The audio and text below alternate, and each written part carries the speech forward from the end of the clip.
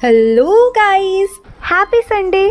तो मैंने सोचा आज से हर संडे आप लोगों के लिए कुछ स्पेशल और यूनिक किया जाए, जिसके चक्कर में मैंने सोचा आप लोगों को flame emperor battle through the haven part 2 मतलब फ्लेम एम्परर के नोवेल पार्ट को हम एक्सप्लेन करने वाले हैं। और ये पूरे नोवेल को 3000 एपिसोड के साथ डिवाइड किया गया है। और मैं आपको बता दूं, बैटल थ्रू द हेवन के जो ओरिजिनल ऑथर हैं, उन्होंने ये फ्लेम एम्परर को नहीं लिखा है, जिसको कि आप BTTH गॉड भी बोल सकते हो। और ये ऑफिशियल स्टोरी भी नहीं है, लेकिन मैंने अभी तक जितना पढ़ा है ये नोवेल को, मैं आपको गारंटी दे सकती हूँ ये बहुत अच्छी नोवेल है। और मैं आप सबको और एक बात भी बोलना चाहती हूँ, ये नोवेल की कोई भी मांगा प्रेजेंट नहीं है, जिसके वजह से मुझे अपने हिसाब से ही इस वीडियो को एडिट करना पड़ेगा। लेकिन मैं अपने साइड से 100% ट्राई करूंगी बातों के हिसाब से आपके सामने सबके इमेजेस आए। और आप चाहे तो इसके पिछले नोवेल एक्सप्लेनेशन पार्ट को मेरे दूसरे चैनल पर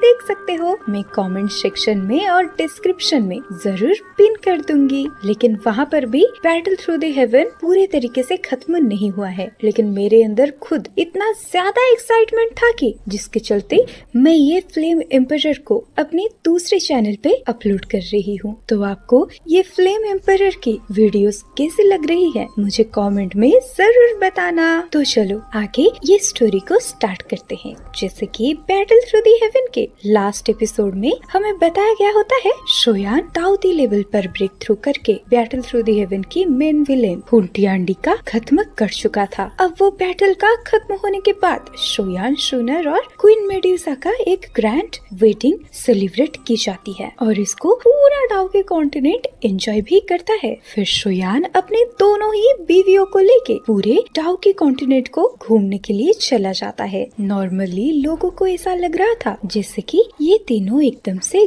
गायब ही हो गए हैं, लेकिन बस कुछ ही ऐसे लोग थे जिनको पता था ये डाउकी कॉन्टिनेंट की देखभाल शोयान खुद कर रहा है और अभी के लिए वो कहीं भी गायब नहीं हुआ है। और साथ ही साथ उसके दोनों वाइफ शूनर और मेड्यूसा दाऊदी लेवल पर ब्रेक थ्रू करने के लिए लगातार रिट्रीट में है। और अभी तक शोयान का पुराना घर जो कि श्यामा एम्पायर के वुटान सिटी पर था, वो अभी के लिए एक खूबसूरत सा सिटी बन चुका है। जो पहले एक छोटा सा क्लान था, अब वो सबका फेवरेट प्लेस है। और वो छोटी सी शाओ फैमिली जिसके मेंबर्स बहुत ही ज्यादा लो लेवल के होते थे, वो अब पूरे डाउकी कॉन्टिनेंट का एक विशाल सेट में ट्रांसफर हो चुका है। अब हमें एक बड़े से पहाड़ के ऊपर ब्लैक कलर के कपड़े को पहनकर लेटा हुआ बंदे को दिखाया जाता है और वो बंदा अपनी आंखों से बस आसमान को ही घूरे जा रहा था। अब इसी टाइम पर वो बोलता है कि जब से यहाँ पर मेरे टीचर के साथ मुलाकात हुई है, मेरी पूरी जिंदगी ही बदल चुकी है। अब जब अच्छे से हमें उस पहाड़ को दिखाया जाता है, ये वही शाओ क्लान का पीछे का बैक माउंटेन था,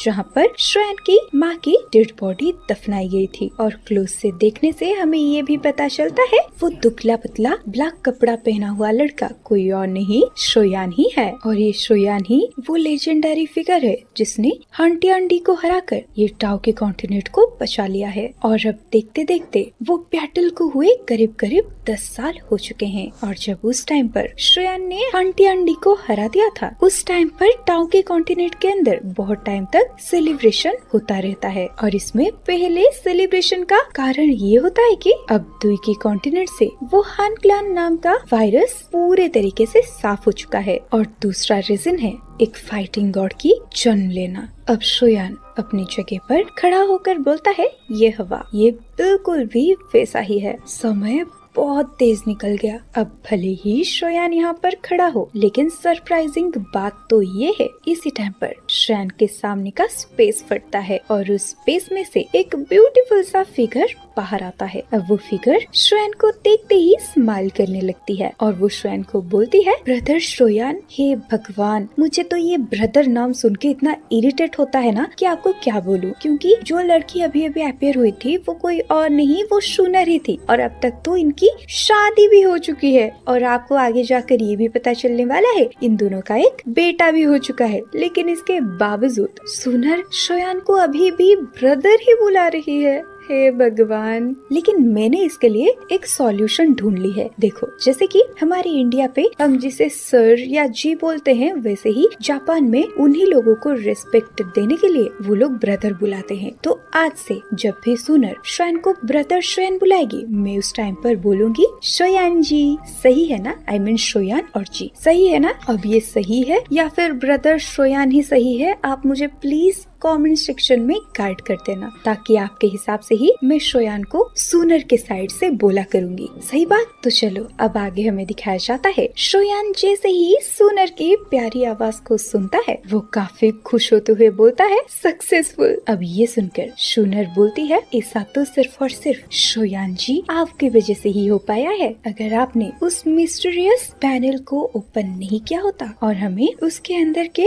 ओरिजिनल ची को ऑब्जर्व करने का मौका नहीं दिया होता, तो शायद अब भी इस ताओ की कॉन्टिनेंट में कोई भी ताओती लेवल पर ब्रेक थ्रू नहीं कर पाता, मतलब 12th लेवल पर ब्रेक थ्रू नहीं कर पाता। ये सुनकर श्रेयान सीधे के सीधे सुनर को काफी टाइटली हक कर देता है और कहता है, जब तुम्हें तुम्हारे फादर ने यहाँ पर मेरे से ताओशी एंशिएंट गॉर्जेट को हासिल करने के लिए भेजा था, शायद उन्होंने भी कभी नहीं सोचा होगा कि वो अपनी इतनी कीमती चीज अपनी बेटी को ही खो देंगे। ये सुनकर सुनर भी थोड़ा बहुत कॉम्प्लिकेटेड फील करती है, क्योंकि वो अभी के लिए ऐसी जगह पर थे जहाँ से उनका प्यार का शुरुआत हुआ था और यहीं से ही वो लोग एक दूसरे को इतना ज्यादा पसंद करने लगे थे। तो अब सुनर बोलती है, श्रेयान जी आप हमेशा से ही मेरे दिल के हीरो रहे हो। अब ये सुनकर श्रेयान भी खुद को कंट्रोल नहीं कर पाता, वो सीधे के सीधे सुनर को पकड़कर उसको किस करने लगता है। अब कुछ टाइम तक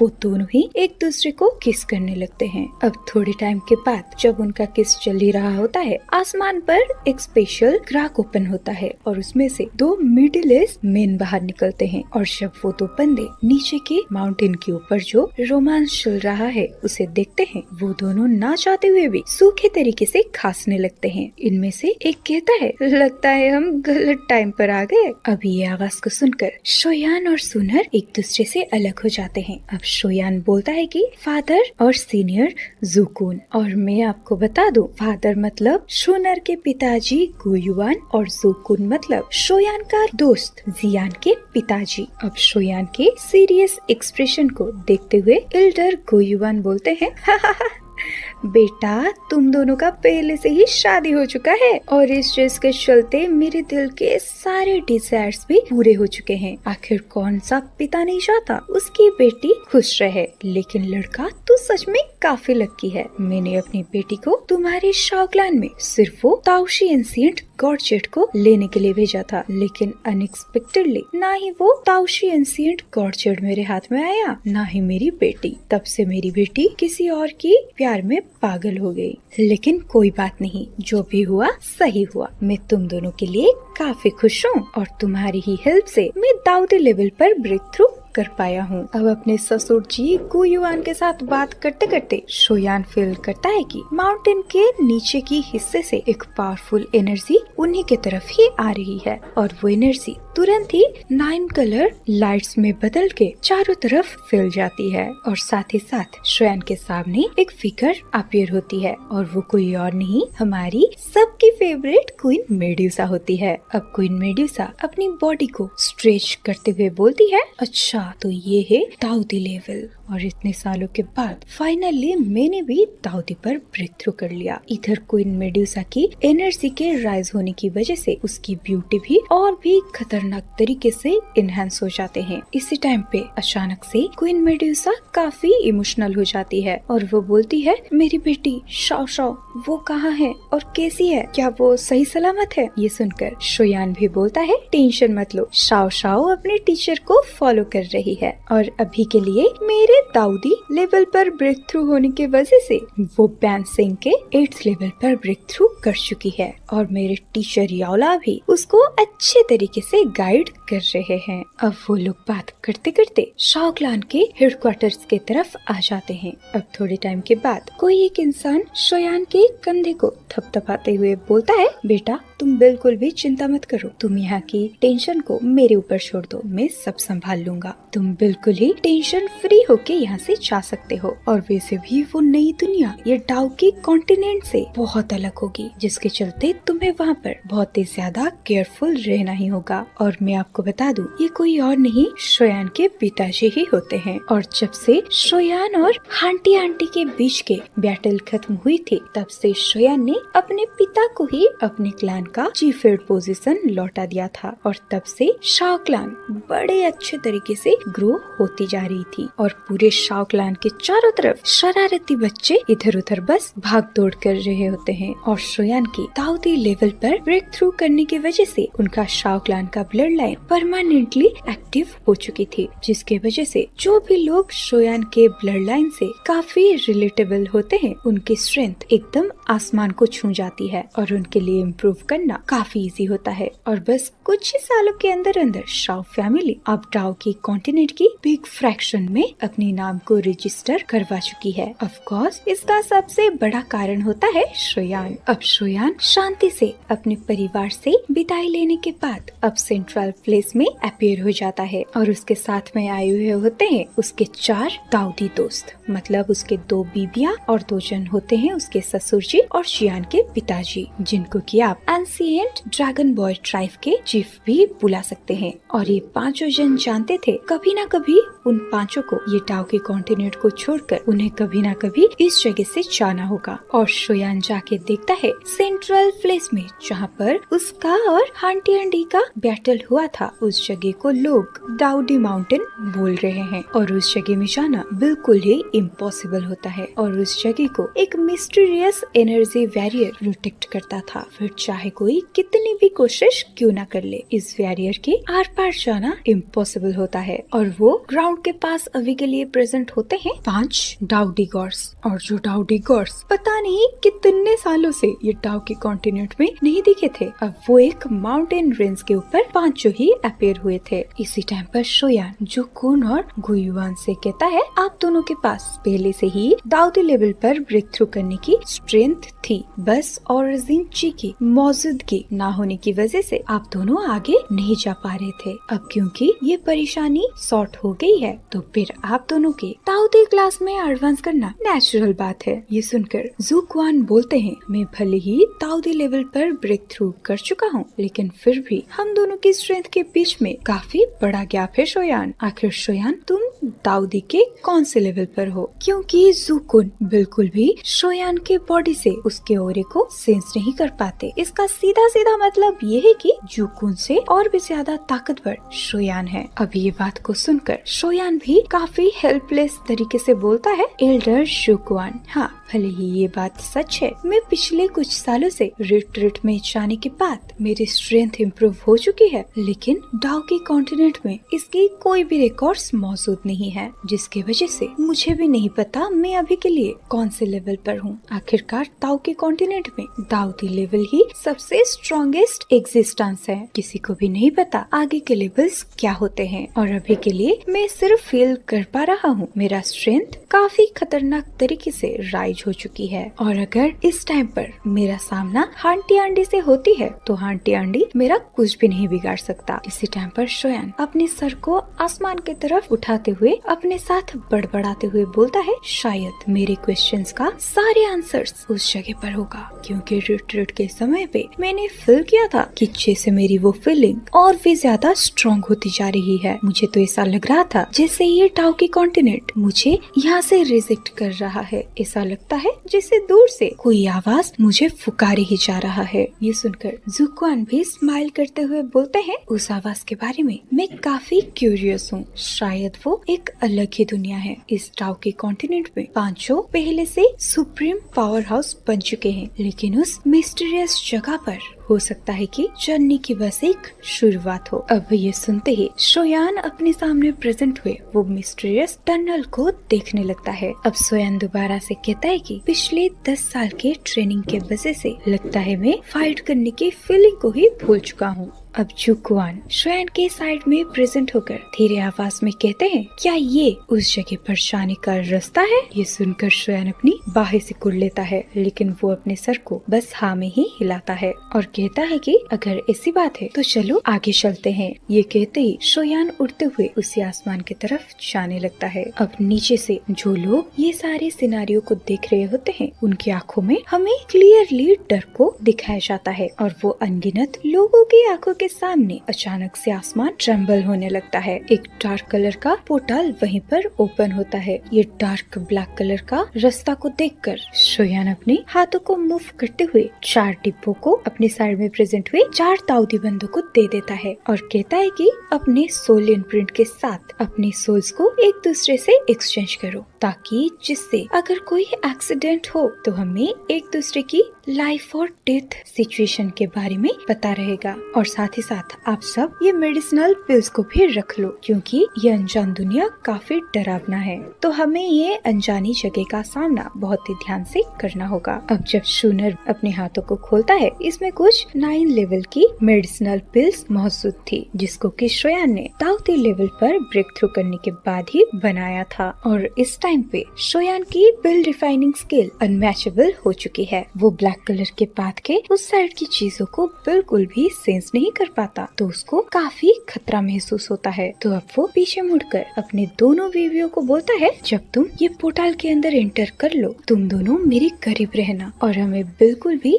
एक दूसरे से सेपरेट नहीं होना है। और अगर तुम दोनों के सामने कोई बड़ी परेशानी आए तो तुम दोनों सबसे पहले खुद को ही प्रायोरिटाइज करोगे, चाहे भले ही हमें वर्स्ट केस का सामना करना पड़े, लेकिन ये सोल जेड की हेल्प से हम एक दूसरे को बाद में ढूंढ जरूर पाएंगे। और वैसे भी हम 5 में से किसी को भी ये नई दुनिया के बारे में कुछ भी नहीं पता। भले ही ये डाउ के कॉन्टिनेंट में हम सुप्रीम एक्सपर्ट्स बन चुके हैं, लेकिन ये रूल्स दूसरी दुनिया पर बिल्कुल भी लागू नहीं होते। अब शूनर और मेड्यूसा को सही से पता होता है शोयान जो भी बोल रहा है वो सही है, जिसके चलते वो दोनों ही चुपचाप से अपने सर को हाँ में हिलाते हैं। अब ये सारी बातों को बोलने के बाद शोयान सीधे के सीधे शूनर और मेडुसा के हाथ को पकड़कर काफी स्पीडली उस पोर्टल के अंदर एंटर कर जाता है और पीछे से गुयुआन और जुकुन भी शोयान को फॉलो करने लगते हैं। अभी 5 बंदों को स्टार्स की तरह आगे बढ़ते हुए देख नीचे प्रेजेंट हुए सारे बंदे बहुत ही ज्यादा सरप्राइज हो जाते हैं। लोग अपनी अलग अलग आवाजों में शोयान को गुड बाय बोलते हैं। अब जब मास्टर याओलाओ भी अपने स्टूडेंट को, जिनको उन्होंने बचपन से पाला है और गाइड किया है, उसको अपने से इतना दूर जाते हुए देखते हैं, वो भी काफी इमोशनल हो जाते हैं। वो मन ही मन बोलते हैं, लिटिल फेलो, वो दुनिया ये डाउ के कॉन्टिनेंट से 1000 गुना इंटरेस्टिंग है, और जब मैं दाऊदी लेवल पर ब्रेक थ्रू करूंगा, मैं भी तुम्हारे पास जरूर आऊंगा। तब तक तुम मेरे लिए आराम का बंदोबस्त करके रखना। और उसी टाइम पर उनके साइड में प्रेजेंट होती है उनका नया डिसाइबल शोयान की बेटी शाओ शाओ। चाहे वो कितनी भी पावरफुल स्पिरिचुअल स्ट्रेंथ को पोजेस करती हो, अपने पिता और 2 माओ को अपने से इतना दूर जाते हुए देख वो रोने लगती है और वो रोते रोते बोलती है, फादर, मदर और मदर शूनर, जब मैं दाऊदी क्लास पर पहुंच जाऊंगी मैं आपको ढूंढने जरूर आऊंगी। और उधर शोयान उस पोर्टल के अंदर ट्रैवल करते हुए बोलता है कि मैं शोयान ये नए दुनिया को एक्सप्लोर करने के लिए काफी एक्साइटेड हूँ। दरअसल मैं भी एक्साइटेड हूँ आगे के नोवेल पार्ट को जानने के लिए और आप सबके सामने एक्सप्लेन करने के लिए। अब शोयान को अपने सामने से जाते हुए देख हमारी छोटी जान, जो अभी के लिए काफी मैच्योर हो चुकी है, वो भी बोलती है, शोयान तुम्हें खुद को प्रोटेक्ट करना होगा, क्योंकि मुझे अभी भी तुमसे बहुत सारी पिल्स लेने हैं। और इधर हमें दिखाया जाता है टनल के अंदर उन 5 फिगर को, जो कि वो डार्क वर्ल्ड के अंदर आगे बढ़े जा रहे थे। वो पैसेज इतना ज्यादा डार्क होता है कि उसके अंदर सनलाइट भी नहीं दिखाई दे रहा होता है। बस वो 5 जन महसूस कर पा रहे थे कि वो 5 जन पिछले काफी समय से लगातार ट्रैवल कर ही जा रहे हैं, लेकिन फिर भी उनको इस जगह का कोई भी अंत नहीं दिखाई देता। अब शोयान कुछ टाइम के बाद सोचते हुए बोलता है, अरे यार ये कैसी जगह है, यहाँ पर तो डाउकी का कोई नामो निशान ही नहीं है, और पता नहीं क्यों मैं यहाँ पर महसूस कर पा रहा हूँ कि इस स्पेस की गहराइयों में कोई हमारी टाउकी को ऑब्जर्व करने की कोशिश कर रहा है। और क्योंकि ताउते लेवल पर ब्रेक थ्रू करने के बाद कोई भी पर्सन अपने अंदर एक नई दुनिया को बना सकता है और वो उसके अंदर बहुत सारे टाउकी को रख भी सकता है और मुसीबत के टाइम पर उसका यूज भी कर सकता है, तो मुझे डर है कि कोई पावरफुल बंदा ये सब ना कर रहा हो और ये चीज किसी भी दाऊदी को अनईजी फील कराने के लिए काफी होता है। ये सुनकर गु युआन भी बोलते हैं, क्या आखिर ये डार्क पैसेज इतना ज्यादा बड़ा क्यों है? क्योंकि हम अपनी असली दुनिया में तो अपने पावर के हिसाब से काफी स्पीडली कहीं पर भी ट्रैवल कर सकते थे और टाउकी कॉन्टिनेंट में हम लोग 1000 माइल की दूरी कुछ ही सेकंड में पार कर लेते थे, लेकिन इस पैसेज के अंदर पता नहीं हम कितने टाइम से आगे बढ़ रहे हैं, लेकिन उसके बावजूद भी इसका कोई भी एंडिंग हमें नहीं दिख रहा। इसी टाइम पर सबको काफी दूर पर एक छोटी सी रोशनी दिखाई देती है, जिसे देखकर शोयान सबको अलर्ट करते हुए बोलता है, लगता है वो रोशनी इस जगह का एग्जिट पॉइंट है, लेकिन मुझे यहाँ पर कुछ सही महसूस नहीं हो रहा, तो सभी लोग केयरफुल हो जाओ। अब थोड़े टाइम के बाद हमें शोयान के बॉडी से खतरनाक टाउकी को रिलीज होते हुए दिखाया जाता है, जो कि अब पूरे आसपास की जगह को स्कैन करने लगता है, जिसके दौरान शोयान को अपने से कुछ दूरी पर 2 पॉइंट्स दिखाई देते हैं। इस चीज को नोटिस करते ही शोयान अपने बाकी के साथियों को कहता है, कुछ दूरी पर 2 पॉइंट्स एक साथ मर्ज होते हुए मुझे दिखाई दे रहे हैं और थोड़े टाइम के बाद वो दोनों अपनी जगह से गायब भी हो गए हैं और वो लोग अभी के लिए एग्जिट पॉइंट पर प्रेजेंट हो गए हैं, जो इस जगह से बाहर जाने का रास्ता है। तो तुम सब प्लीज अलर्ट रहो। अब हमें सचमुच एग्जिट पॉइंट पर एक अजीब सी क्रिएचर दिखाई देती है और उस क्रिएचर का वो अजीब सी आंखें कोई जॉइंट ड्रैगन की तरह दिखाई दे रहा था। देखने से तो ऐसा लगता है जैसे मानो वो अपने 1000 सालों की नींद से जग गया है। और उस चीज को देखकर शोयान हल्की सी आवाज में कहता है, क्या तुम सबको उस पैसेज के अंदर उस जगह पर कुछ अजीब सी चीज दिखाई दे रहा है? अब शोयान की ये बात को सुनकर उसके बाकी के 4 साथी उसी तरफ देखते हैं जहाँ पर शोयान इशारा कर रहा था। भले ही वो पैसेज काफी ज्यादा डार्क था, लेकिन कुछ दूरी पर जाकर एक जगह पे आसपास का स्पेस मैच नहीं कर रहा था और वहीं पर ही अजीब सा लाइट दिखाई देता है सबको। अब सभी लोग एक बहुत बड़े खतरे को अपने आसपास महसूस करने लगते हैं, जिसके चलते वो लोग जब थोड़ा और आगे जाते हैं वहाँ उन्हें 2 खतरनाक आंखें दिखाई देती है और उसी वक्त सबको सुनाई देती है एक काफी खतरनाक आवाज और वो फिगर हंसते हुए कहता है, क्या सरप्राइजिंग बात है, टाउकी कॉन्टिनेंट में एक्चुअली इतने 1000 सालों के बाद 5 दाऊदी एक्सपर्ट्स जन्म होकर यहाँ पर पहुँच चुके हैं और तुम 5 का जैसा स्ट्रेंथ है उसके हिसाब से मैं आज यहाँ से जरूर ही आजाद हो जाऊंगा।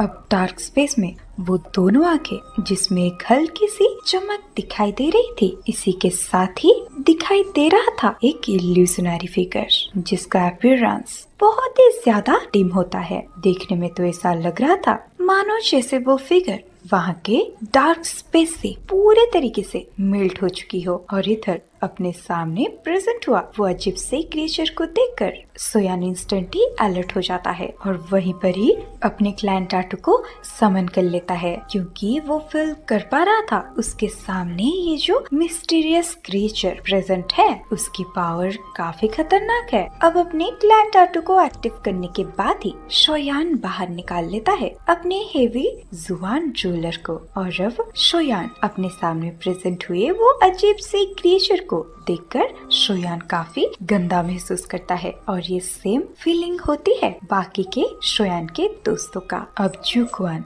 जैसे ही वो मिस्टीरियस क्रिएचर की तरफ देखते हैं ऐसा लगता है जैसे उनका बॉडी आउट ऑफ कंट्रोल हो गई हो। अब वो जस्ट अपने आप ही घुटनों पर आने वाले थे और साथ ही साथ उनके बॉडी के अंदर उनका ब्लड भी बॉयल हो रहा था, लेकिन वो जैसे तैसे करके खुद को संभालते हैं और उस मिस्टीरियस क्रिएचर के और करीब जाते हैं, जिसके चलते उनका दिल का फीलिंग और भी ज्यादा स्ट्रॉन्ग होता जा रहा था। अब शोयान अपनी हेवी रोलर को बाहर निकालकर वो बड़ी बड़ी आंखों को देखकर कहता है, सीनियर, क्या मैं जान सकता हूँ कि आखिर आप है कौन? ये बोलने के साथ ही वो अपने दूसरे हाथ से शूनर और मेड्यूसा को एक इशारा करता है और इधर शूनर और मेड्यूसा की शोयान को समझने की जो एबिलिटी है वो काफी हाई है। तो वो लोग समझ जाते हैं शोयान हमें इशारों से बता रहा है, हम दोनों को एक सही मौके का इंतजार करना पड़ेगा। अब सामने से वो मिस्टीरियस क्रिएचर शोयान को देखते हुए हंसकर बोलता है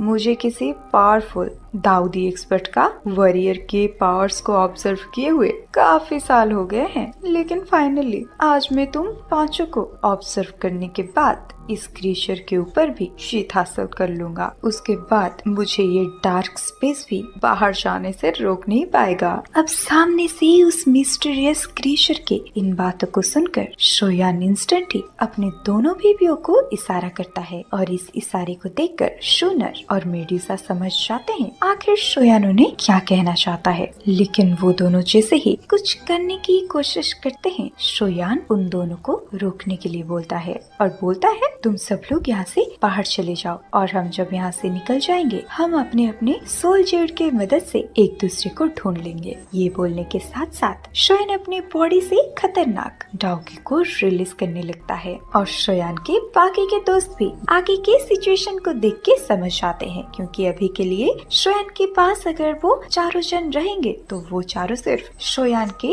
सर के बटन को ही भारी करेंगे और अगर उन्हें शोयान की हेल्प करना है तो उनको यहाँ से जल्दी से जाना होगा। और वैसे भी उनके सामने जो मिस्टीरियस क्रीचर है वो काफी ताकतवर है, तो अगर वो लोग यहाँ पर रुकते हैं तो सबसे ज्यादा प्रॉब्लम सिर्फ और सिर्फ शोयान के सामने ही अपीयर होगा। अब जब वो चारों वहाँ से जाने लगते हैं, शूनर पीछे मुड़ के बोलती है, हम सभी लोग उस नई दुनिया में आपका इंतजार करेंगे शोयान जी। अब क्वीन मेड्यूसा भी जाते जाते अपनी काफी आइकॉनिक डायलॉग बोल के जाती है, जो होता है, शोयान भूलना मत, तुम्हारी जिंदगी अब मेरी है। ये बोलते ही वो चारों जन एग्जिट के साइड से बाहर चले जाते हैं। अब उन चारों को वहाँ से जाते हुए देख वो मिस्टीरियस क्रिएचर कहता है, यहाँ से बाहर जाना चाहते हो? ये तो इम्पॉसिबल है, आखिर ऐसे कैसे हो सकता है? अब वो क्रिएचर अपने मुंह से पावरफुल लाइटनिंग एनर्जी को उन चारों की तरफ थ्रो करता है, लेकिन उस क्रिएचर का असली टारगेट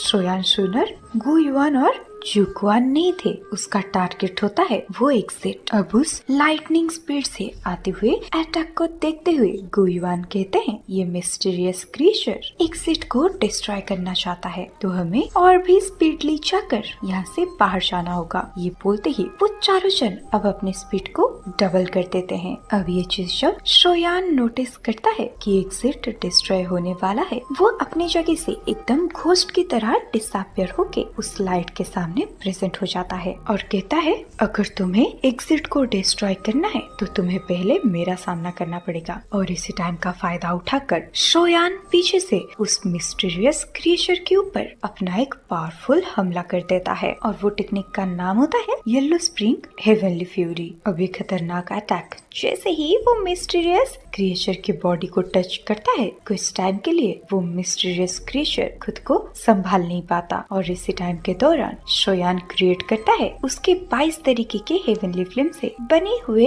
एंग्री बुद्धल लोटस को, जिसके अंदर से खतरनाक एनर्जी बाहर की तरफ कंटिन्यूअसली रिलीज होता ही जा रहा था। और फिर शोयान उस एंग्री बुद्धल लोटस को भेज देता है उस मिस्टीरियस क्रिएचर के ऊपर। इसी टाइम पर हमें दूर से एग्जिट के दरवाजे के पास से शूनर की चिल्लाते हुए रोनी जैसी आवाज में साउंड आती है, शोयान याद रखना, अगर तुम जिंदा नहीं रहे ना तो मैं अपनी जान गवा दूंगी। ये बोलते ही शूनर का पूरा ग्रुप डिसअपियर हो जाता है। अब उन सबको वहाँ से बाहर जाते हुए देख इधर शोयान भी कहता है, कायलिन, शूनर, तुम मेरा इंतजार करना, मैं जरूर लौटूंगा। अब इधर शोयान कुछ टाइम के बाद वो 22 कलर के एंग्री बुद्धा लोटस को मिस्टीरियस क्रिएचर के बहुत करीब लेकर एक्सप्लोर कर देता है। अब थोड़े टाइम के बाद जब डिस्ट्रैक्टिव फोर्स धीरे धीरे करके उस जगह से गायब होते हैं, उस मिस्टीरियस क्रिएचर का चेहरा फाइनली अब शोयान को दिखाई देने लगता है और वो मिस्टीरियस क्रिएचर के मुंह से गंदे तरीके से खून निकलने लगते हैं, वो भी शोयान के एंगर बुद्धा लोटस की वजह से। अब शोयान भी कहता है चलो मैं भी देखना चाहता हूँ कि आखिर तुम हो कौन। इसी टाइम पर वो मिस्टीरियस क्रिएचर चिल्लाते हुए कहता है इंसानी लड़के, आज तो यहाँ पर बिल्कुल भी जिंदा बचने नहीं वाला। मैं आपको बता दूं, दरअसल बात ऐसी है, स्टार्टिंग से ही ये क्रिएचर शोयान को इग्नोर करे जा रहा था क्योंकि इसको पता नहीं था शोयान इतना ज्यादा ताकतवर भी हो सकता है और वो अपना पूरा जोर बाकी के बंदों को यहाँ से जाने के लिए रोक रहा था, जिसके चलते इसी टाइम का फायदा उठाकर शोयान ने हमला कर दिया। इसी टाइम पर शोयान जब उस गुस्से में भरी हुई मिस्टीरियस क्रिएचर को देखता है, इस बारी उसका सिर्फ और सिर्फ आंखें नहीं दिखाई देती, उसके साथ उसका गोल्डन ड्रैगन सेफ का बॉडी भी शोयान को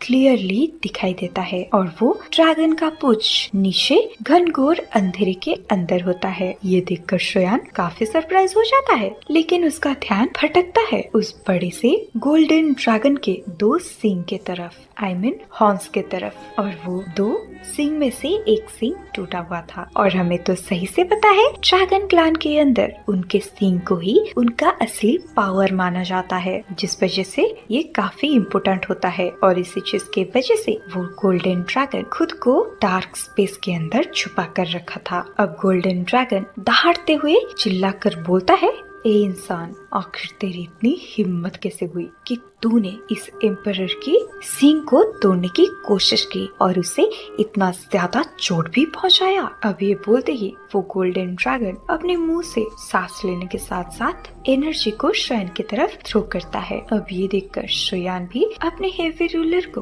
काफी स्पीडली घुमाते हुए उस गोल्डन ड्रैगन के पंचों पर हमला कर देता है, लेकिन इसी टाइम पर अचानक से एक छोटी सी बच्चे से दिखने वाली लिटिल ईजियाओर उसके बॉडी से बाहर आ जाता है और वो ड्रैगन के पावरफुल हमले को निकल जाता है। उसके बाद वो सीधे के सीधे अपीयर होता है शोयान के कंधों के पास और फिर वो अपने मुंह से कुछ अजीब अजीब सी आवाजें बाहर निकालने लगता है और उसके साथ उसके फोरहेड पर एक मिस्टीरियस सिंबल भी दिखाया जाता है। लेकिन सबसे ज्यादा सरप्राइजिंग बात तो ये था, वो सिंबल गोल्डन ड्रैगन के फोरहेड में बना हुआ सिंबल के साथ प्रॉपरली मैच कर रहा था। बस वो दोनों सिंबल में फर्क इतना होता है, लिटिली के फोरहेड पर बना हुआ वो सिंबल गोल्डन ड्रैगन के फोरहेड पर बने हुए सिंबल से ज्यादा चमक रहा था। अब लिटिली जैसे शोयान को बचाता है, वो गोल्डन ड्रैगन और भी तेजी से गुस्से से बौखलाते हुए शोयान की तरफ आने लगता है, लेकिन वो जैसे ही लिटिली के फोरहेड के वो सिंबल को देखता है,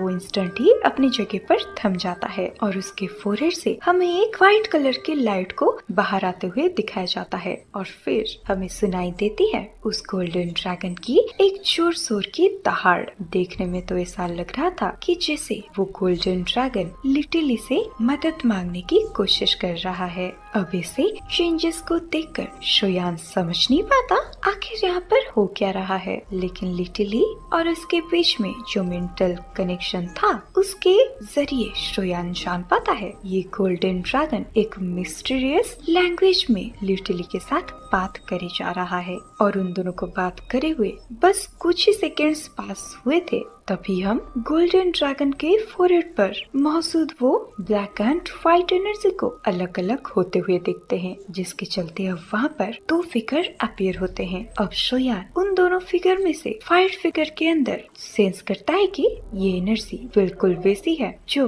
ज़ुकुन से बहुत ज्यादा फैमिलियर है, और वहीं पर जो दूसरा ब्लैक कलर का डेविल जैसा फिगर था उसका अपीयरेंस एक घोस्ट की तरह होता है। अब वो ब्लैक फिगर हैरान होते हुए कहता है, मैं ऑलमोस्ट सक्सेसफुल होने ही वाला था, मुझे बस कुछ और दाऊदी लेवल के एक्सपर्ट्स की सोल को ऑब्जर्व करने की जरूरत थी, लेकिन आखिर तुम मेरे कंट्रोल से आजाद हुए तो हुए कैसे? खैर जो भी हो, अगर तुम मेरे सामने खुद को सरेंडर करते हो, हम दोनों ही जीत सकते हैं। तुम्हें मुझसे फाइट करने की कोई भी जरूरत नहीं है, क्योंकि तुम्हारी जैसी पावर है उस हिसाब से तुम्हारे साथ बिल्कुल भी मेरे क्लान में डिसरिस्पेक्ट नहीं होगा। अब ब्लैक फिगर की ऐसी बातों को सुनकर वो फाइट फिगर हंसते हुए कहता है, जीत? कौन सी जीत? क्या मैं तुम्हें पागल लगता हूँ? आखिर तुम्हें ऐसा क्यों लगता है कि मुझे तुम्हारे बारे में कुछ भी नहीं पता होगा? ये सुनकर उस ब्लैक कलर के फिगर के ऊपर एक इविल एक्सप्रेशन झलकने लगता है। अब वो हंसते हुए कहता है,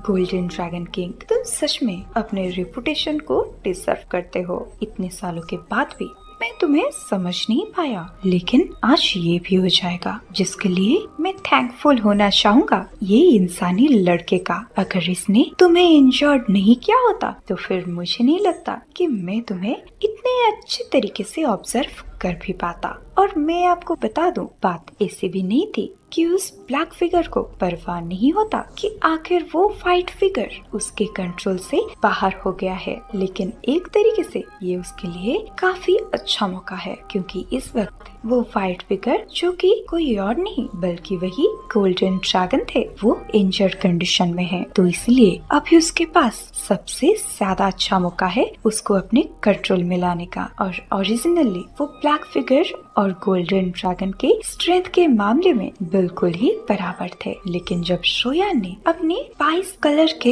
एंग्री बुद्ध लोटस को इस्तेमाल करके गोल्डन ड्रैगन को इंजर्ड किया, तब ब्लैक फिगर के पास एक मौका आ गया, वो भी गोल्डन ड्रैगन के ऊपर जीत हासिल करने का। और सिर्फ इसी रीजन के वजह से वो गोल्डन ड्रैगन लिटिली से मदद मांग रहा था। अब वो गोल्डन ड्रैगन दोबारा से अपने ड्रैगन लैंग्वेज में लिटिली से मदद मांगता है, जिसको शोयान लिटिली के मेंटल कंडीशन को समझने की वजह से समझ पा रहा था। और क्योंकि शोयान लिटिली के ऊपर अब भरोसा करने लगा है, तो वो लिटिली को गोल्डन ड्रैगन की मदद करने की परमिशन दे देता है, जिसके चलते लिटिली काफी स्पीडली गोल्डन ड्रैगन की तरफ जाने लगता है। और तभी शोयान के हाथ में एक स्क्वायर अपीयर होता है, और ये वही हेवनली फ्लेम स्क्वायर है जिसको इस्तेमाल करते हुए शोयान ने हुंटी आंडी को कैद किया था। और जैसे ही वो हेवनली फ्लेम स्क्वायर बाहर आता है, उसके चारों तरफ बहुत सारे हेवनली फ्लेम हमें दिखाई देते हैं। और जब शोयान हेवनली फ्लेम स्क्वायर को बाहर निकाल दिया है, तो इसका यही मतलब है कि वो इस फाइट में इसका इस्तेमाल करने वाला है। अब इसी टाइम का फायदा उठाकर वो डेविल फिगर अपना एक पावरफुल अटैक को ड्रैगन के ऊपर थ्रो करता है। उसके बाद वो लगातार बिना रुके अपने कई सारे हमले को उस जॉइंट ड्रैगन के फाइट फिगर के ऊपर करने लगता है। और ये देखकर ब्लैक डेविल फिगर के सामने अपीयर होता है लिटिली, जो होता है एक व्हाइट कलर का फ्लेम। और मैं आपको बता दूं, लिटिली शोयान के 20 हेवनली फ्लेम के मर्जिंग के वजह से बनी है, और लिटिली एक फायर स्पिरिट होने के कारण ये काफी पावरफुल है। अब जैसे ही लिटिली उस ब्लैक फिगर के सामने अपीयर होता है, वो डेविल ब्लैक फिगर पूरी तरीके से सरप्राइज हो जाता है। और ऐसा सिर्फ लिटिली के फोरहेड पर जो सिंबल बना था उसके वजह से था। और लिटिली का वो फोरहेड का सिंबल काफी तेजी से अब ग्लो करने लगता है। ये देखकर सामने प्रेजेंट हुआ वो डेविल फिगर डरते हुए कांपते हुए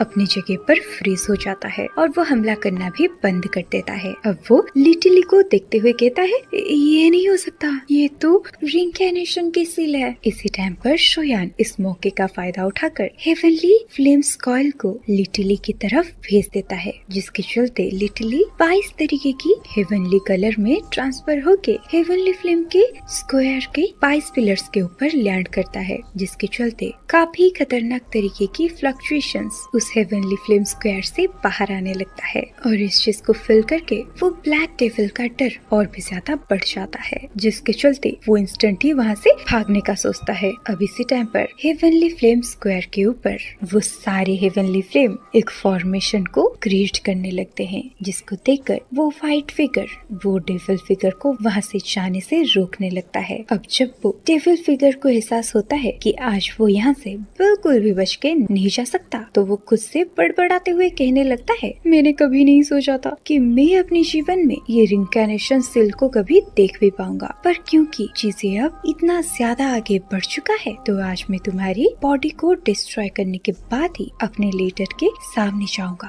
और ये डेविल फिगर का मकसद होता है फाइट फिगर को मारना। ये बोलते ही वो डेविल फिगर काफी खतरनाक एनर्जी को फाइट फिगर की तरफ फेंक देता है और ये अटैक डेविल फिगर का सबसे खतरनाक और आखिरी अटैक था, जिसका सामना करने के लिए लिटिली और वो फाइट फिगर मिलकर लड़ने लगते हैं, लेकिन वो लोग नाकाम रहते हैं। और ये देखकर शोयान भी काफी हेल्पलेस महसूस करता है, क्योंकि वो चाहकर भी कुछ नहीं कर पा रहा था। तो इसी टाइम पर वो डेविल फिगर गोल्डन ड्रैगन की बॉडी को डिस्ट्रॉय करते हुए हंसते हुए कहता है, गोल्डन ड्रैगन किंग, आज मैंने तुम्हारी बॉडी को डिस्ट्रॉय करके तुम्हें कमजोर बना के अपने मिशन को कंप्लीट कर दिया। अब अंधकार को इस दुनिया पर और एक बार फिर से कंट्रोल करने से कोई भी नहीं रोक सकता। अब वो इतना ही बोल पा रहा होता है, उसको हेवनली फ्लेम की स्क्वायर के द्वारा शील कर दिया जाता है और फिर हमें दिखाया जाता है लिटिली और वो फाइट फिगर जो कि गोल्डन ड्रैगन का सोल होता है। अब इन दोनों की हालत बहुत बदतर लग रही थी, बट फिर भी वो फाइट फिगर लिटिली के तरफ देखते हुए कहता है, मुझे मदद करने के लिए शुक्रिया। ये सुनकर लिटिली कुछ भी रिप्लाई नहीं देता, क्योंकि वो उस मिस्टीरियस फाइट फिगर को नहीं जानता था। लेकिन सबसे सरप्राइजिंग बात तो ये होती है, वो गोल्डन ड्रैगन का सोल फाइट फिगर लिटिली को काफी अच्छे तरीके से जानता है। इसी टाइम पर शोयान लिटिली के पास आते हुए कहता है, लिटिली, तुम्हें ज्यादा सोचने की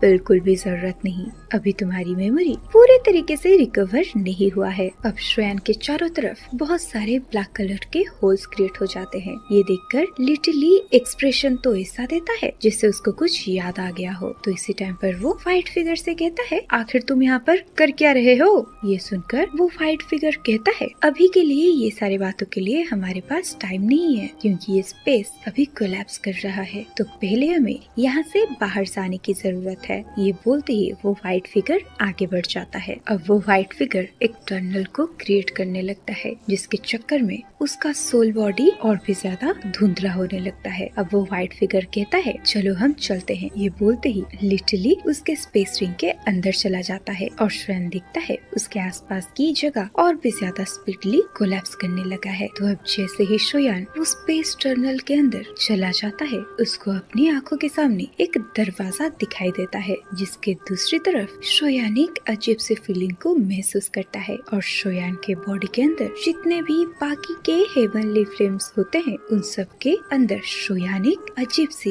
वाइब्रेशन को महसूस करता है। और इसी टाइम पर शोयान के पास वो व्हाइट फिगर भी अपीयर हो जाता है। अब वो व्हाइट फिगर अपने सामने दरवाजे को देखकर कहता है, इतनी जल्दी 10,000 साल बीत गए और मैं फिर से वापस आ गया। तोशी, आखिर तुम हो कहाँ पर? अब हमें दिखाया जाता है शोयान के रिंग स्पेस में से लिटिली भी बाहर आ जाता है। अब वो व्हाइट फिगर लिटिली को देखकर कहता है, मुझे इस दरवाजे को ओपन करने के लिए तुम्हारी मदद की जरूरत है। इतना कहने के साथ ही उसके मुंह से कुछ मिस्टीरियस आवाज गूंजने लगते हैं, जिसके साथ ही लिटिल ली के फोरहेड के ऊपर बना हुआ वो शेल उसी के ही फोरहेड से बाहर आ जाता है। अब ये सारी चीजों को देखकर शोयान कुछ भी नहीं समझ पाता कि आखिर उसके सामने चल क्या रहा है। तो शोयान के ऐसे कंफ्यूजन में भरे फेस को देखकर वो व्हाइट फिगर कहता है, तुम टेंशन मत लो, कुछ ही देर में तुम्हारे सारे सवालों का आंसर तुम्हें मिल जाएगा। इसी टाइम पर शोयान के सामने जो बड़ा सा गेट होता है, उसको हम ओपन होते देख पाते हैं, जिसके अंदर से इतना ज्यादा खतरनाक प्रेशर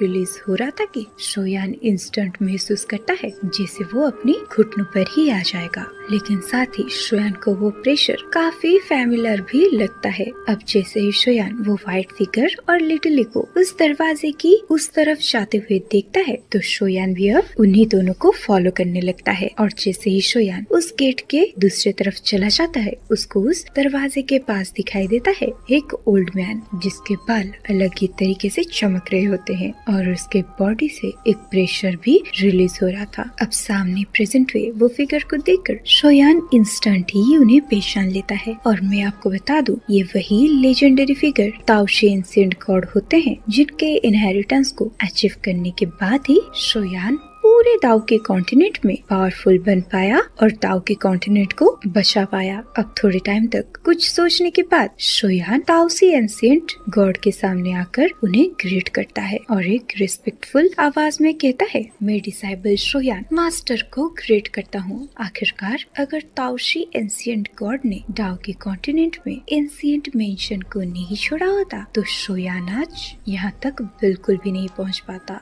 और क्योंकि शोयान ने ताओसी एंशिएंट गॉड की इनहेरिटेंस को प्राप्त किया है तो इसीलिए कहा जा सकता है ताओसी एंशिएंट गॉड शोयान के मास्टर हुए। और यही रीजन होता है जिस वजह से शोयान ताओशी एंशिएंट गॉड को मास्टर कहते हुए ग्रीट करता है। अब शोयान की बातों को सुनकर ताओशी एंशिएंट गॉड भी कहते हैं, लड़के तुम सच में काफी चालाक हो। अब वो ताओसी एंशिएंट गॉड शोयान के साथ लिटिली और वो फाइट फिगर को देखने लगते हैं। फिर वो स्माइल करते हैं और गोल्डन ड्रैगन के सोल को मतलब फाइट फिगर को कहते हैं, गोल्डन ड्रैगन किंग तुमने सच में इतने सालों के दौरान काफी कुछ सहा है। अब इतना कहने के बाद जैसे ही ताओशी एंशिएंट गॉड अपने हाथों को हवा में वेव करते हैं, उस गोल्डन ड्रैगन किंग का सोल जो अभी काफी इल्यूजनरी हो चुका था वो पहले की कंपैरिजन में और डार्क हो जाता है और सॉलिड हो जाता है। अभी दूसरी तरफ लिटिली अपीयर होता है ताओशी एंशिएंट गॉड के कंधे के पास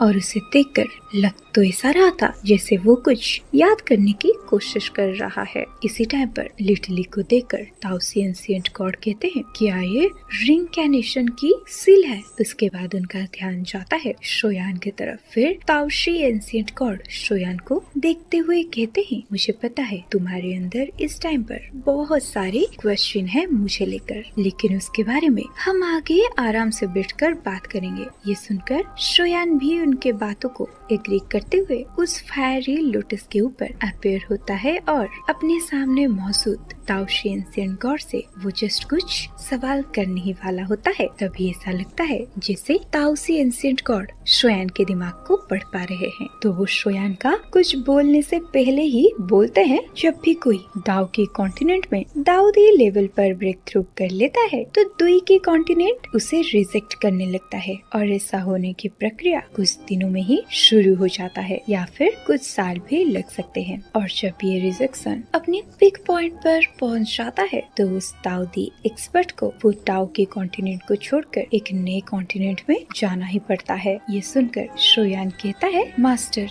मैंने भी कुछ ऐसा ही महसूस किया था, लेकिन मैं जानना चाहता हूँ कि आखिर डार्क पैसेज में एंटर करने के बाद ये गोल्डन ड्रैगन किंग ने हमारे ऊपर आखिर हमला क्यों किया। और मैं आपको बता दूं, शोयान ये सवाल इसलिए पूछ रहा था क्योंकि ताओशी एंशिएंट गॉड ने उसे अभी अभी बताया कि जब भी कोई दाऊदी एक्सपर्ट दाओ की कॉन्टिनेंट को छोड़कर दूसरी कॉन्टिनेंट में जाएगा, इस दौरान उसे उस डार्क पैसेज के अंदर कोई भी नहीं मिलता। लेकिन शोयान थोड़े टाइम पहले जब वही डार्क पैसेज के अंदर देख के आया तब उसने कैसे गोल्डन ड्रैगन किंग और वो ब्लैक फिगर को पाया। तो ये क्वेश्चन को सुनकर ताओशी एंशिएंट गॉड देखते हैं गोल्डन ड्रैगन किंग की तरफ और उधर गोल्डन ड्रैगन किंग के फेस में एक गिल्ट से भरा हुआ एक्सप्रेशन होता है। इसी टाइम पर ताओशी एंशिएंट गॉड शोयान को समझाते हैं, बेटा तुम्हारा शक बिल्कुल सही है। टुई की कॉन्टिनेंट से दाऊदी कॉन्टिनेंट में आने के बाद उन लोगों को स्वागत करने के लिए यहाँ पर कोई न कोई पहले से ही मौजूद होता है। बस बात ऐसी है कि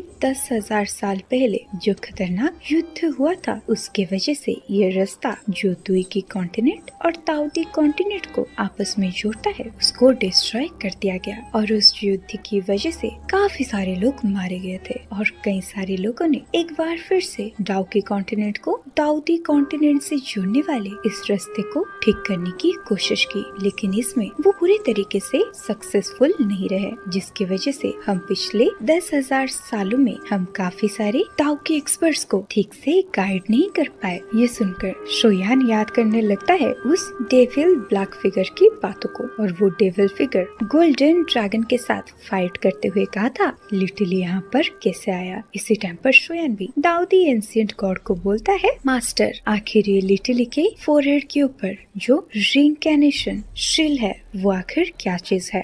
और मैं आप सबको बता दूं, इतने टाइम तक शोयान के साथ रहना और शोयान को हर एक मुसीबत से हेल्प करने के बाद लिटिली सिर्फ एक फायर स्पिरिट नहीं होता, बल्कि वो अभी के लिए शोयान का कोई छोटे भाई से कम नहीं है, जिसे वो कुछ भी नहीं होने दे सकता। और अगर लिटिली को कुछ होता है तो फिर सिर्फ शोयान के पावर कम नहीं होंगे, बल्कि वो अपने एक सबसे ज्यादा करीब पार्टनर को खो देगा। तो ये सुनकर ताओशी एंशिएंट गॉड एक रेस्पेक्टफुल आवाज में कहते हैं, रिइंकार्नेशन की सील एक ऐसी चीज है जिसे ग्रेट 1000 वर्ल्ड के लेजेंड पावरफुल एक्सपर्ट्स छोड़ते हैं, और सही टाइम आने पर वो पावरफुल एक्सपर्ट एक बार फिर से वापस आ जाते हैं। भले ही रिइंकार्नेशन की शील्ड को लेजेंडरी पावरफुल एक्सपर्ट्स के द्वारा छोड़ा जाता है, लेकिन किसी को भी नहीं पता वो एक्सपर्ट वापस कब आएंगे। ये जानकर शोयान लिटिली को देखने लगता है और कहता है, जितनी बड़ी पावर उतना ज्यादा जिम्मेदारी, पर तुम चिंता मत करो लिटिली, मैं तुम्हें कुछ भी नहीं होने दूंगा। उसके बाद इधर ताओशी एंशिएंट गॉड अपनी बातों को कंटिन्यू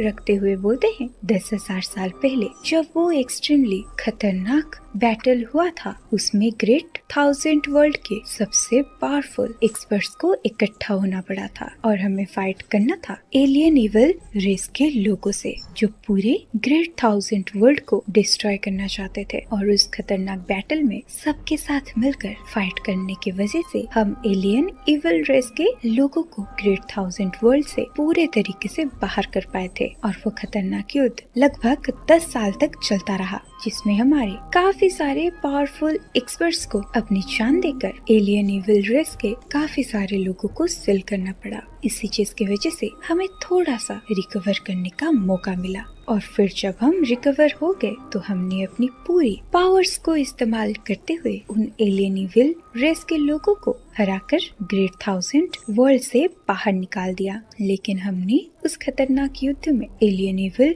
रेस के लोगों को काफी अंडर एस्टिमेट किया था, जिसकी वजह से हमें काफी भारी नुकसान का सामना करना पड़ा था। भले ही हमारे काफी सारे पावरफुल एक्सपर्ट्स ने अपनी जान देकर एलियन इविल रेस के लोगों को सील कर दिया था, पर वो लोग सच में काफी पावरफुल हैं, जिसे हरा पाना लगभग नामुमकिन है। और यही रीजन है रिइंकार्नेशन सील को इस्तेमाल करने का। और ग्रेट 1000 वर्ल्ड के वो लेजेंडरी पावरफुल एक्सपर्ट्स जो शील्ड को छोड़ते हैं या उनके इनहेरिटेटर को मिलता है, ताकि अगर एक बार फिर से वो एलियन इविल रेस के लोगों से फाइट करना पड़े तो वो एक तरीके से दोबारा से जन्म ले सके। हालांकि इस वक्त एलियन इविल रेस के सबसे पावरफुल एक्सपर्ट सील है, लेकिन गुजरते वक्त के साथ भी ये सील कमजोर होती जाएगी, और मेरे हिसाब से और ज्यादा से ज्यादा 10 सालों में वो एलियन इविल रेस के लोग फिर से वापस आएंगे, और उस वक्त तुम्हें उसे फाइट करना होगा। अब इतना कहने के बाद वो ताओशी एंशिएंट गॉड शोयान को देखने लगते हैं, और अभी के लिए ताओशी एंशिएंट गॉड के आंखों में शोयान के लिए एक अलग तरीके की प्यार और रिस्पेक्ट दिखाई देता है। लग तो ऐसा रहा था कि जैसे वो किसी एक चीज को लेकर अपना मन बना चुके हो। अब वो कहते हैं, क्या तुम रियल फेंजू यानी कि फ्लेम मंत्रा को प्रैक्टिस करना चाहते हो? ये सुनकर शोयान बहुत ही ज्यादा सरप्राइज होकर बोलता है, क्या असली फ्लेम मंत्रा? क्योंकि वैसे भी हमें सही से पता है आज का शोयान का जो असली अचीवमेंट्स है वो सिर्फ और सिर्फ फ्लेम मंत्रा की वजह से ही संभव हो पाया है। और इनडायरेक्टली हम ऐसे भी कह सकते हैं शोयान फ्लेम मंत्रा के बिना अधूरा है। और भले ही शोयान ने चाहे अपने कितने भी एफर्ट्स लगाए हो, लेकिन दाऊदी क्लास में ब्रेक थ्रू करने का काफी बड़ा रीजन होता है उसी के मास्टर से दिया हुआ फ्लेम मंत्रा। अब शोयान मन ही मन सोचने लगता है, आखिर ये एंशिएंट गॉड कौन सी रियल फ्लेम मंत्रा की बात कर रहे हैं, लेकिन मैं ये नए दाऊदी कॉन्टिनेंट से बिल्कुल ही अनफैमिलियर हूँ। तो मैं सिर्फ और सिर्फ अपने स्ट्रेंथ को आगे बढ़ाकर ही अपनी सेफ्टी की गारंटी ले सकता हूँ। और अभी के लिए तो शोयान को अपने एंसेस्टर को भी रिवाइव करना है, और साथ ही साथ अपने दोनों बीवियों को ढूंढना भी है, जिसके चलते अब शोयान बिना कुछ सोचे समझे ताओशी एंशिएंट गॉड की बात सुन लेता है। अब हमें इधर ताओशी एंशिएंट गॉड के हाथ में एक मिस्टीरियस सा दिखने वाला स्क्रोल को देखते हैं। अब जैसे ही वो स्क्रोल अपीयर होता है, शोयान को ऐसे फील होता है जैसे उसके बॉडी के अंदर के सारे हेवनली फ्लेम एकदम रेस्टलेस हो गई हो। अब शोयान को लगता है उसके अंदर की ये वाली फ्लक्चुएशन का रीजन ये अभी अभी अपीयर हुआ स्क्रोल है। अब इस चीज को फिल करने के बाद शोयान तोशी एंशिएंट गॉड को पूछता है, मास्टर आखिर ये चीज क्या है? तो सामने से ताओशी एम्परर बोलते हैं, ये असली फेंजू है, मतलब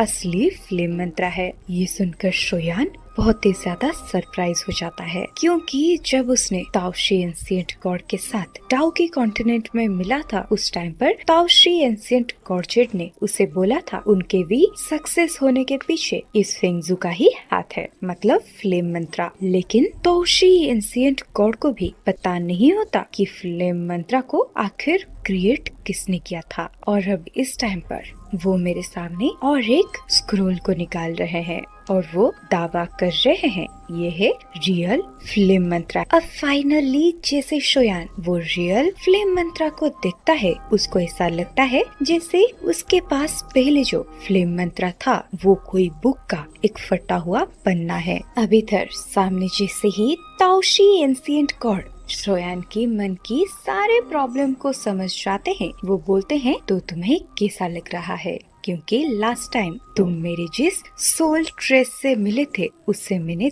तब छोड़ा था जब मेरा दाऊदी में जस्ट ब्रेक थ्रू हुआ ही था, और तुमने अभी तक सिर्फ मेरे फ्लेम पावर को इनहेरिट कर पाए हो और तुमने इस पूरे कल्टीवेशन टेक्निक को सीखा नहीं है। और मेरे उस 10,000 साल पहले के क्लाउन के पास मेरे दाऊदी क्लास में ब्रेक थ्रू करने से पहले की मेमोरी है। तो इस वजह से कहा जा सकता है उस टाइम पर मुझे ज्यादा चीजों के बारे में पता था ही नहीं। लेकिन अब जो तुम मुझे देख रहे हो ये मेरे कल्टीवेशन रिट्रीट में जाने से पहले की सबसे कंप्लीट सोल है। अब शोयान ताओशी एंशिएंट गॉड के मुंह से जैसे पूरी एक्सप्लेन को सुनता है, अब उसे हर एक चीज के बारे में आइडिया हो जाता है। अब शोयान समझता है कि ये ताओशी एंशिएंट गॉड मेंशन में ताओशी एंशिएंट गॉड की सोल उस टाइम पर कुछ सवाल के आंसर्स क्यों नहीं दे पा रहा था, क्योंकि उस सोल अवतार की मेमोरी कंप्लीट नहीं था।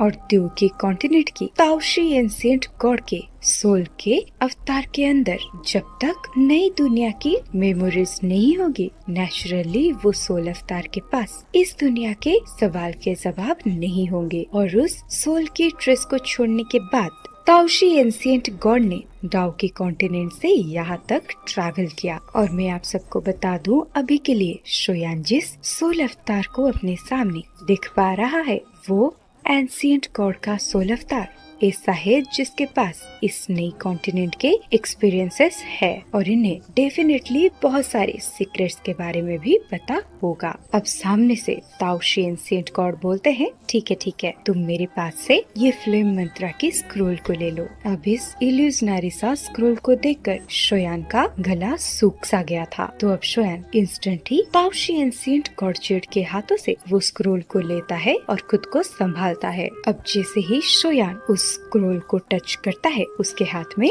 एक जलन सी महसूस होती है और इस चीज को एक्सपीरियंस करके शोयान ताओशी एंशिएंट गॉडजेट को एक कंफ्यूज्ड एक्सप्रेशन के साथ देखने लगता है। और जैसे कि हम सबको पता है शोयान पहले से ही बहुत सारे हेवनली फ्लेम को स्पैलो कर चुका है, तो ये टेम्पटेशन उसे कुछ खास नुकसान नहीं पहुंचा पाता। लेकिन उसके बावजूद अभी हुए ये अनएक्सपेक्टेड बदलाव के लिए शोयान अपने मास्टर ताओशी एंशिएंट गॉडजेट की तरफ देखने लगता है। अब इस चीज को नोटिस करके ताओशी एंशिएंट गॉड समझ जाते हैं शोयान के दिल में क्या चल रहा है। तो वो शोयान को शांत करवाते हुए बोलते हैं, रिलैक्स, ये फेंगजू तुम्हारे बॉडी के अंदर के सारे हेवनली फ्लेम को चेक कर रहा है, क्योंकि फ्लेम मंत्रा की बेसिक नीड फ्लेम मंत्रा का होना है। अब हम उस ब्लैक कलर के फ्लेम मंत्रा के स्क्रोल के अंदर से एक ब्लैक कलर के फ्लेम को बाहर आते हुए देखते हैं। अब भी ये ब्लैक कलर का फ्लेम काफी स्पीडली